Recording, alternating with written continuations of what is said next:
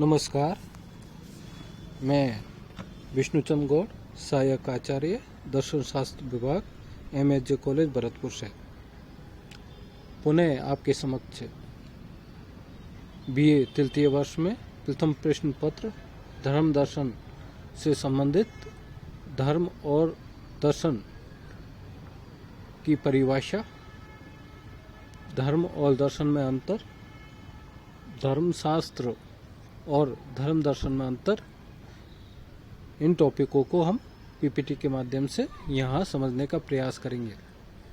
तो आइए चलते हैं धर्म और दर्शन टॉपिक के समझने के लिए, जो कि वेद प्रकाश वर्मा की मूल पुस्तक धर्म दर्शन की मूल समस्याओं पर आधारित है।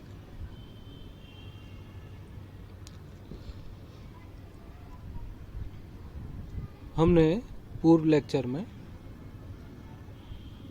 पढ़ा था कि धर्म क्या होता है, अर्थात धर्म की क्या परिभाषा है। तो धर्म मानव जीवन के सभी पक्षों को प्रभावित करने वाली वह व्यापक अभिवृत्ति है। यहाँ अभिवृत्ति से तात्पर्य है भावना, आस्था, जो सर्वाधिक मूल्यवान, पवित्र, सर्वज्ञ और शक्तिशाली समझे जाने वाले आदर्श एवं अलौकिक उपास्य विषय के प्रति अखंड आस्था एवं पूर्ण प्रतिबद्धता के फलस्वरूप उत्पन्न होती है, और जो मनुष्य के दैनिक आचरण तथा प्रार्थना, पूजा पाठ, जप तप इत्यादि बाह्य कर्मकांड में अभिव्यक्त होती है। हम पूर्व में भी पढ़ चुके हैं कि धर्म मानव जीवन को प्रभावित करने वाली आस्था है, भावना है, जो मनुष्य के जीवन पर बहुत अधिक प्रभाव डालता है। मनुष्य अपने जीवन में किसी न किसी आदर्श को मानता ही है। जैसे हिंदू धर्म में राम, कृष्ण, ईसाई धर्म में ईसा मसीह, इस्लाम धर्म में हजरत मोहम्मद साहब, और यहाँ तक कि जिन धर्मों में ईश्वर को नहीं माना गया है, जैसे बौद्ध दर्शन, वहाँ भी एक परम आदर्श है बोधिसत्व। जैन दर्शन भले ही ईश्वर को नहीं मानता हो, लेकिन उनके लिए भी महावीर स्वामी का जीवन अपने आप में परम आदर्श है और जैन धर्म के प्रत्येक व्यक्ति को प्रभावित करता है और उसे प्रेरित भी करता है। तो धर्म मानव जीवन के सभी पक्षों को प्रभावित करने वाली ऐसी व्यापक भावना है, जो सर्वाधिक मूल्यवान, पवित्र, सर्वज्ञ और शक्तिशाली समझे जाने वाले आदर्श एवं अलौकिक उपास्य विषय के प्रति अखंड आस्था एवं पूर्ण प्रतिबद्धता के फलस्वरूप उत्पन्न होती है, और मनुष्य के बाह्य कर्मकांड जैसे कि पूजा पाठ, जप तप आदि में अभिव्यक्त होती है। जॉर्ज गैलेगो के अनुसार अपने से परे शक्ति में मनुष्य का विश्वास धर्म है, जिसके द्वारा वह अपनी संवेगात्मक आवश्यकताओं को संतुष्टि और जीवन की स्थिरता प्राप्त करता है, तथा जिसे वह उपासना एवं सेवा के माध्यम से प्रकट करता है। अब हम धर्म का परिचय प्राप्त कर चुके। धर्म को समझने के साथ ही हमें दर्शन को भी समझना पड़ेगा। दर्शन मनुष्य का वह बौद्धिक प्रयास है जिसके द्वारा वह किसी भी विषय से संबंधित मूल तत्वों अथवा आधारभूत मान्यताओं की तर्क संगत एवं निष्पक्ष परीक्षा करता है, और उसके संबंध में केवल तर्क के आधार पर अपना मत निश्चित करता है। तो दर्शन मनुष्य का बौद्धिक प्रयास है, अर्थात दर्शन में तर्क बुद्धि की प्रधानता होती है, जबकि धर्म में हमने देखा था कि आस्था या भावना की प्रवृत्ति है। साथ ही दर्शन में हम किसी भी विषय से संबंधित मूल तत्व और आधारभूत मान्यताएं इनका अध्ययन करते हैं। साथ ही जो मूल तत्व अथवा आधारभूत मान्यताएं हैं उनकी तर्क संगत एवं निष्पक्ष परीक्षा करते हैं, विश्लेषण करते हैं, मूल्यांकन करते हैं और उनके संबंध में केवल तर्क के आधार पर अपना मत निश्चित करते हैं। इस प्रकार धर्म और दर्शन की दोनों परिभाषाएं हमने देखी। अब हम समझते हैं कि धर्म और दर्शन में क्या संबंध है या धर्म और दर्शन में क्या अंतर है। तो एक परिप्रेक्ष्य में धर्म और दर्शन दोनों ही ऐसे मूल्यों पर चर्चा करते हैं जो मानव जीवन पर बहुत अधिक प्रभाव रखते हैं, लेकिन फिर भी धर्म और दर्शन में अंतर है। धर्म जीवन और जगत के प्रति मनुष्य की एक विशेष प्रकार की अभिवृत्ति, भावना या अनुभूति है। अभिवृत्ति, भावना या अनुभूति है। इसके विपरीत दर्शन जीवन और जगत को समझने का मनुष्य का सुव्यवस्थित, संगतिपूर्ण एवं बौद्धिक प्रयास है, जिसका मूल आधार भावना न होकर केवल तर्क है। तो धर्म में आस्था प्रमुख होती है जबकि दर्शन में तर्क प्रमुख होता है। धर्म के आधारभूत अनुभूत तत्व है अनुभूति और आस्था, अर्थात धर्म मानव जीवन में बहुत ही अधिक महत्व रखता है और प्रत्येक धार्मिक व्यक्ति कहीं न कहीं अपने धर्म से संबंधित मुख्य आदर्शों को अपने जीवन में अनुभव करता है और उन आदर्शों से प्रेरित होकर ही उसका जीवन संचालित होता है और वह उन आदर्शों के प्रति पूर्ण प्रतिबद्धता या आस्था रखता है। जबकि दर्शन के मूल तत्व निष्पक्ष चिंतन एवं तर्क है। कोई भी व्यक्ति अपने विचारों में संगति बनाए रखते हुए एक ही समय एक साथ भक्त और दार्शनिक नहीं हो सकता। अर्थात दर्शन में मूल तत्व है निष्पक्ष चिंतन एवं तर्क। यदि कोई भी सच्चा भक्त या आस्थावान धर्मपरायण व्यक्ति है तो वह तर्कों अथवा प्रमाणों की चिंता किए बिना केवल अपनी श्रद्धा से प्रेरित होकर अपने उपास्य विषय के प्रति आत्मसमर्पण करेगा। अर्थात वह वहां पर तर्क वितर्क नहीं करेगा, केवल आस्था और श्रद्धा से अभिभूत होकर वह अपने उपास्य विषय के प्रति पूर्ण प्रतिबद्धता की भावना रखेगा और उसी के अनुसार अपना जीवन जिएगा। इसके विपरीत यदि वास्तव में वह दार्शनिक है तो वह आस्था एवं आराध्य विषय के अस्तित्व और स्वरूप के समर्थन में विश्वसनीय तथा पर्याप्त प्रमाणों की अनिवार्यता खोज करेगा ही। ऐसी स्थिति में यह निश्चयपूर्वक कहा जा सकता है कि एक ही व्यक्ति एक ही समय में तथा एक ही साथ भक्त और दार्शनिक के कार्य नहीं कर सकता, क्योंकि इन दोनों के कार्यों में आधारभूत अंतर होता है। धर्म और दर्शन में अंतर को समझने के पश्चात हम पुनः धर्म दर्शन की परिभाषा को समझने का प्रयास करते हैं। तो धर्म दर्शन की वह शाखा है। हमने बीए प्रथम वर्ष में भी पढ़ा था कि दर्शन शास्त्र की अनेक शाखाएं होती है, जैसे कि तत्व मीमांसा, नीति शास्त्र, प्रमाण मीमांसा, धर्म दर्शन, समाज दर्शन, राजनीतिक दर्शन इत्यादि। तो धर्म दर्शन भी दर्शन की एक शाखा है जो समस्त धार्मिक विश्वासों, अनुभवों तथा सिद्धांतों, अर्थात इसमें हम धर्म से जुड़े हुए जितने भी विश्वास है, धर्म से जुड़े हुए जितने भी अनुभव है और धर्म से जुड़े हुए जितने भी सिद्धांत है उनका अध्ययन करते और इनके सत्य अथवा मिथ्या होने की सुव्यवस्थित, तर्क संगत एवं निष्पक्ष परीक्षा करते हैं। तो धर्म दर्शन दर्शन की वह शाखा है जो समस्त धार्मिक विश्वासों, अनुभवों तथा सिद्धांतों के सत्य अथवा मिथ्या होने की सुव्यवस्थित, तर्क संगत एवं निष्पक्ष परीक्षा करती है। धर्म दर्शन का उद्देश्य किसी व्यक्ति को भक्त या नास्तिक बनाना नहीं है। वह धर्म के पक्ष या विपक्ष में किसी प्रकार का प्रचार नहीं करता।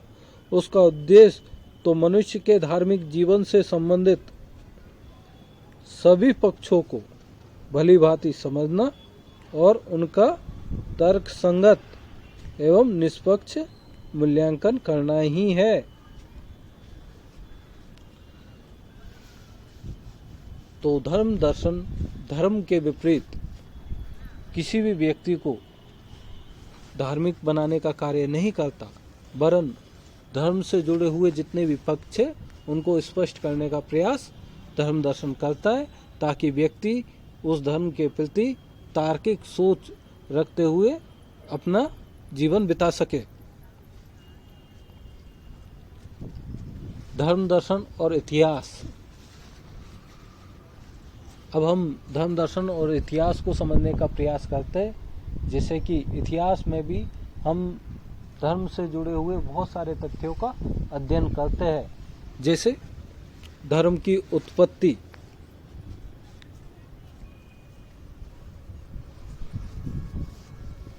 हमने देखा है कि मानव जीवन का जब प्रारंभ हुआ तो मानव आदिम अवस्था में था और वहाँ पर समाज या धर्म की कोई व्यवस्था नहीं थी। लेकिन जैसे जैसे मानव उन्नति करता गया, मानव सभ्य होता गया, तो धर्म का स्वरूप भी विकसित होता गया। हम धर्म से संबंधित अगले अध्याय में उन अवस्थाओं के बारे में पढ़ेंगे कि धर्म प्रारंभिक अवस्था में किस रूप में था और आज के समय जो धर्म का वैश्विक स्वरूप है वो किस तरीके से विकसित हुआ। तो धर्म की उत्पत्ति कब, क्यों और किस प्रकार हुई, इसका अध्ययन हम इतिहास में करते हैं। विभिन्न कालों में किन विशेष तथ्यों और परिस्थितियों ने धर्म के विकास में योगदान दिया, तो ऐसी कौन सी परिस्थितियां थी, कौन से विशेष तथ्य थे जिनकी वजह से भारत में धर्म का विकास एक अलग दृष्टिकोण से हुआ, जबकि अमेरिका में धर्म का विकास एक अलग दृष्टिकोण से हुआ। तो इन सब चीज़ों को समझने के लिए इतिहास का अध्ययन आवश्यक है। संपूर्ण संसार अथवा किसी विशेष राष्ट्र में विभिन्न युगों में कौन से महत्वपूर्ण धार्मिक परिवर्तन हुए, इन सब का अध्ययन भी हम इतिहास में करते हैं। इन धार्मिक परिवर्तनों के क्या कारण थे और मनुष्यों पर इनका क्या प्रभाव पड़ा। क्या इन धार्मिक परिवर्तनों के मूल में कोई सामान्य नियम खोजे जा सकते हैं? तो ऐसे जो सामान्य नियम खोजे गए हैं उनके बारे में हम दर्शन शास्त्र में पढ़ते हैं। संसार में विभिन्न धर्मों के प्रचार और प्रसार के प्रमुख कारण क्या थे, अर्थात ऐसी क्या आवश्यकता आ गई कि किसी को अपने धर्म का प्रचार करने के लिए एक महाद्वीप से दूसरे महाद्वीप का सफर करना पड़ा। किन व्यक्तियों तथा परिस्थितियों ने किसी विशेष धर्म के प्रचार और प्रसार में क्या और किस प्रकार सहायता दी, अर्थात इस समय जो प्रचलित धर्म है, जैसे हिंदू धर्म, बौद्ध धर्म, जैन धर्म, इस्लाम धर्म, ईसाई धर्म, इन धर्मों का प्रचार और प्रसार में क्या और कैसे हुआ, इसके बारे में हम इतिहास में पढ़ते हैं। तो धर्म दर्शन में बहुत सारी जो समस्याएं उठाई गई है वो कहीं न कहीं इन विषयों से भी संबंधित होती है। तथापि धर्म दर्शन और इतिहास एक दूसरे से भिन्न है, जिसको हम आगे देखेंगे। इसी प्रकार हम धर्म दर्शन और मनोविज्ञान को भी देख सकते हैं कि धर्म दर्शन और मनोविज्ञान एक दूसरे से कैसे संबंधित है, अर्थात मनोविज्ञान की दृष्टि से भी हम धर्म का विश्लेषण करते हैं और उसका प्रयोग धर्म दर्शन में करते हैं। जैसे जब कोई व्यक्ति या समुदाय किन्हीं विशेष धार्मिक विश्वासों तथा मान्यताओं से प्रेरित होकर आचरण करता है तो उसकी मानसिक स्थिति किस प्रकार की होती है। मनुष्य की इस धार्मिक मनोदशा तथा धर्मनिरपेक्ष अभिवृत्तियों में क्या मूल अंतर होता है। धर्मपरायण व्यक्ति तथा समुदाय के व्यवहार पर इस धार्मिक मनोदशा का क्या प्रभाव पड़ता है और यह अन्य व्यक्तियों के जीवन पर क्या प्रभाव डालती है। भिन्न भिन्न धार्मिक परंपराओं में जीवन व्यतीत करने वाले विभिन्न व्यक्तियों की धार्मिक मनोदशाओं में हम किस प्रकार तुलना कर सकते हैं। क्या किन्हीं सामान्य नियमों के आधार पर मनुष्य की मनोदशा के रूप में धर्म की व्याख्या की जा सकती है। यदि हाँ, तो ये सामान्य नियम कौन से हैं और इन्हें कैसे खोजा जा सकता है। तो हमने ये देखा कि धर्म का एक मनोवैज्ञानिक पक्ष भी होता है, तो धर्म दर्शन में हमें अध्ययन करने के लिए इस पक्ष को भी जानना आवश्यक है। फिर भी धर्म दर्शन और मनोविज्ञान भी उसी प्रकार भिन्न है जिस प्रकार धर्म दर्शन और इतिहास, इसका हम आगे अध्ययन करेंगे। अर्थात धर्म दर्शन इतिहास और मनोविज्ञान से किस प्रकार भिन्न है, तो इसको हम समझने का प्रयास करते हैं। इतिहास और मनोविज्ञान ये दोनों ही विषय धर्म से संबंधित कुछ विशेष तथ्यों को उसी रूप में स्वीकार कर लेते हैं जिस रूप में ये तथ्य उपलब्ध होते हैं। वे उन धार्मिक मान्यताओं, विश्वासों तथा सिद्धांतों के सत्य अथवा मिथ्या होने की आलोचनात्मक परीक्षा नहीं करते जिन्हें धर्मपरायण व्यक्ति स्वीकार करते हैं। जैसे कि इतिहासक की रुचि धार्मिक मान्यताओं, विश्वासों एवं सिद्धांतों की उत्पत्ति और उनके विकास क्रम में ही होती है। वह केवल यही जानना चाहता है कि उनकी उत्पत्ति सर्वप्रथम किस प्रकार हुई और विभिन्न युगों में इनका विकास कैसे हुआ। इसी प्रकार मनोवैज्ञानिक विशेष प्रकार के मानसिक तथ्यों के रूप में ही धार्मिक विश्वासों, मान्यताओं और सिद्धांतों का अध्ययन करता है। वह केवल यही जानना चाहता है कि इन मानसिक तथ्यों का वास्तविक स्वरूप क्या है, इनका मनुष्य के व्यवहार पर क्या प्रभाव पड़ता है और ये धर्मनिरपेक्ष अन्य मानसिक तथ्यों से किस प्रकार भिन्न होते हैं। तो इतिहासज्ञ तथा मनोवैज्ञानिक दोनों ही यह प्रश्न नहीं उठाते कि ये धार्मिक विश्वास, मान्यताएं और सिद्धांत घातक सत्य अथवा मिथ्या है। वस्तुतः यह प्रश्न उनके क्षेत्र की परिधि से बाहर है, क्योंकि इतिहास और मनोविज्ञान दोनों ही मानकीय विज्ञान ने होकर वर्णनात्मक अथवा तथ्यात्मक विज्ञान है जो केवल तथ्यों का ही अध्ययन करते हैं, जबकि धर्म दर्शन समस्त धार्मिक मान्यताओं, सिद्धांतों तथा विश्वासों की निष्पक्ष आलोचनात्मक परीक्षा करके पर्याप्त एवं विश्वसनीय प्रमाणों के आधार पर उनके सत्य अथवा मिथ्या होने का निर्णय करता है। वह हमें बताता है कि हम किन धार्मिक विश्वासों, सिद्धांतों और मान्यताओं को तर्क संगत रूप से स्वीकार कर सकते हैं अथवा अस्वीकार कर सकते हैं। तो हमने ये देखा कि मनोविज्ञान और इतिहास दोनों ही विषय धर्म के तथ्यात्मक स्वरूप से संबंधित है, जबकि धर्म दर्शन विषय मानकीय या आदर्शमूलक विज्ञान है जो यह बताता है कि धर्म से संबंधित कौन से पक्ष हमारी तर्क बुद्धि के अनुरूप है जिनका हम पालन कर सकते हैं और कौन से ऐसे तथ्य जो अंधविश्वास है जिनका पालन हमें नहीं करना चाहिए और हमें उनको छोड़ देना चाहिए। अब हम धर्म दर्शन तथा धर्म शास्त्र में अंतर को समझते हैं। धर्मशास्त्र का अंग्रेजी पर्याय है थियोलॉजी। तो धर्मशास्त्र वह विद्या है जो किसी विशेष धर्म के मूल सिद्धांतों तथा विश्वासों की व्यवस्थित एवं तर्कसंगत व्याख्या करने का प्रयत्न करती है। अर्थात धर्मशास्त्र मूलतः आस्था पर ही आधारित रहता है और यही तथ्य उसे धर्म दर्शन से पृथक करता है। तो धर्मशास्त्र ऐसी विद्या है जो किसी विशेष धर्म के मूल सिद्धांत तथा विश्वास उनको तर्क बुद्धि के अनुरूप करने का प्रयास करती है और यह हमें समझाती है कि जो भी धर्म है वो विश्व में सर्वश्रेष्ठ धर्म है और हमें उसी के अनुसार जीवन यापन करना चाहिए। मूलतः धर्मशास्त्र किसी विशेष धर्म से जुड़ा हुआ होता है, जैसे कि बाइबल ईसाई धर्म से जुड़ी हुई है, कुरान इस्लाम धर्म से जुड़ा हुआ है और भगवत गीता हिंदू धर्म से जुड़ी हुई है। और ये सारे ही ग्रंथ इन धर्मों में प्रमुख धर्मशास्त्र माने जाते हैं। जबकि धर्म दर्शन विश्वसनीय प्रमाणों के अभाव में किसी भी धार्मिक मान्यता, विश्वास अथवा सिद्धांत को स्वीकार नहीं करता। वह केवल निष्पक्ष तथा पर्याप्त प्रमाणों के आधार पर भी उसे सत्य या मिथ्या सिद्ध करने का प्रयास करता है। अर्थात धर्मशास्त्र में आस्था प्रधान होती है, जबकि धर्म दर्शन में तर्क बुद्धि प्रधान होती है, जिसके लिए हम तर्क वितर्क करते हैं और केवल जो तर्क हमारी बुद्धि के अनुरूप है उन्हीं को हम मानते और अन्य को अंधविश्वास मानकर निराकरण कर देते हैं।